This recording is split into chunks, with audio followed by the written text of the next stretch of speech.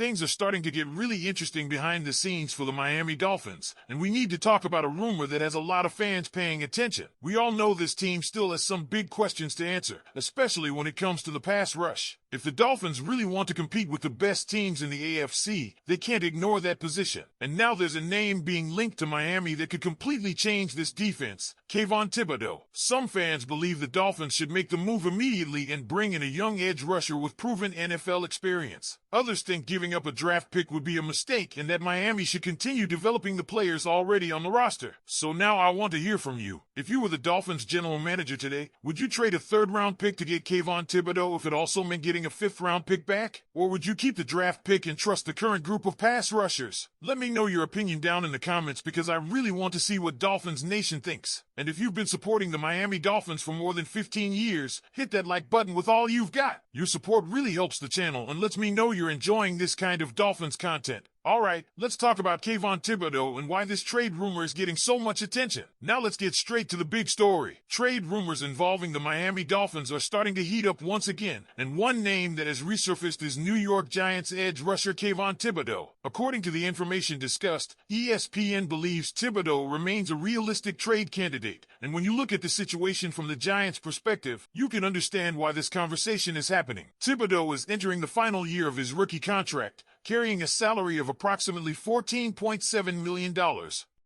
On paper, that's not outrageous for a starting edge rusher, but the Giants have changed their defensive outlook over the past few seasons. They invested heavily in Brian Burns, they drafted Abdul Carter, and they also added another young edge defender through the draft. Suddenly, a player who was once expected to be the face of their pass rush has become part of a crowded rotation. For a team with significant financial decisions ahead, paying that amount for what could effectively become their fourth edge rusher isn't viewed as the ideal situation. This isn't the first time Thibodeaux has been connected to trade discussions either. According to the information available, the Giants reportedly held conversations with the New Orleans Saints during the second day of the NFL draft earlier this year. Nothing materialized then, but the fact those discussions reportedly happened suggests New York has at least been willing to listen to offers. That alone makes this situation worth paying attention to if you're a Dolphins fan. One interesting detail is that Miami and the Giants are scheduled to hold joint practices before the regular season. While there is absolutely no indication that those practices will automatically lead to a trade, situations like that naturally create opportunities for organizations to continue conversations. Front offices, coaches, and executives will all be in close contact, making communication much easier if both sides have genuine interest in exploring a deal. The proposed compensation discussed is what makes this rumor especially interesting. Instead of simply giving up a third-round pick for Thibodeaux, the suggested framework has Miami sending a third-round selection to New York while receiving both Kayvon Thibodeaux and a fifth-round pick in return. In other words, the Dolphins would only be sliding back 2 rounds in the draft while adding a proven NFL edge defender. That kind of value naturally grabs attention because finding a player with Thibodeaux's experience and talent outside the first 2 rounds is far from guaranteed. While he hasn't fully developed into the superstar many expected when he entered the league as a top 10 selection from Oregon, he has still shown flashes of being an impactful player. His career hasn't followed a perfectly upward trajectory. His best statistical season came during his second year, when he recorded 11.5 sacks. Since then, his production as a pass rusher hasn't continued climbing the way many anticipated. That decline, combined with New York's investments at the position, appears to be one of the biggest reasons why trade speculation refuses to disappear. From Miami's perspective, though, the biggest question is much simpler. Does this roster need more talent on the edge? Looking strictly at the current depth chart discussed in the report, it's difficult to argue against that idea. Chop Robinson has reportedly been one of the brightest stars during the first week of training camp. Josh Uche has also generated positive attention by consistently creating pressure on quarterbacks. Rookie Trey Moore has reportedly impressed with his effort against the run while setting the edge effectively. Those are encouraging developments, and every Dolphins fan hopes those performances continue throughout the preseason and into the regular season. But one good week of practice doesn't necessarily eliminate the need for additional talent. Adding another proven edge defender could completely reshape the rotation. Instead of asking 1 or 2 players to carry the workload, Miami could rotate Chop Robinson, Kayvon Thibodeaux, Josh Uche, and Trey Moore throughout games. That doesn't automatically create one of the NFL's elite pass rushing groups, but it could raise the overall level of the unit considerably. The discussion isn't only about rushing the quarterback either. One area where Thibodeau has reportedly shown significant improvement is stopping the run.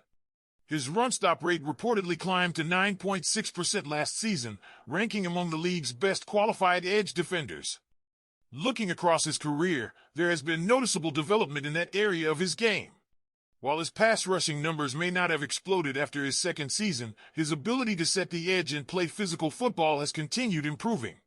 That's an important detail because improving against the run can have a major impact on an entire defense, not just the defensive line. When edge defenders consistently contain running plays, linebackers stay cleaner, defensive backs face fewer difficult tackling situations, and opposing offenses become more predictable on passing downs. Another reason this idea attracts attention is Thibodeau's age. Even after 4 NFL seasons, he is still a relatively young player with several productive years potentially ahead of him. This isn't a situation where Miami would be acquiring a veteran nearing retirement. Instead, they'd be bringing in someone who could become part of the team's long-term foundation if everything worked out. Of course, acquiring him would only be the first step. Since this is the final year of his current contract, Miami would eventually need to determine whether he deserves a long-term extension. But there's another way to look at that challenge.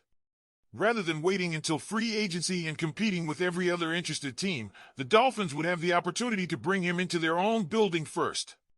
Coaches could evaluate him every single day, see how he fits within the defensive system, assess his personality inside the locker room, and ultimately make a much more informed decision about whether extending him makes sense. Financially, the information discussed suggests Miami has the flexibility to make this type of move. The Dolphins are reportedly carrying approximately $16.1 million in available cap space this year. Looking ahead, the projections referenced also indicate strong salary cap flexibility in future seasons, even after extensions already handed out to key players. That financial outlook makes the possibility of eventually extending a player like Thibodeau more realistic than some fans might initially assume. One argument against making this trade centers on where Miami currently stands as a franchise. Some believe the Dolphins are in a rebuilding phase and should avoid giving away future draft picks. That's a reasonable opinion, but there's another perspective. Rebuilding doesn't necessarily mean avoiding talented young players. In many cases, rebuilding teams accelerate their progress by identifying proven NFL talent that still fits their long-term timeline. Instead of waiting and hoping a third-round draft choice eventually develops into a quality starter, a team sometimes decides to acquire someone who has already shown he can compete at the professional level. An example highlighted in the discussion points toward the Chicago Bears. During their rebuilding process, they didn't simply rely on draft selections. They also traded valuable draft capital to acquire Montez Sweat, bringing in an established defensive player while continuing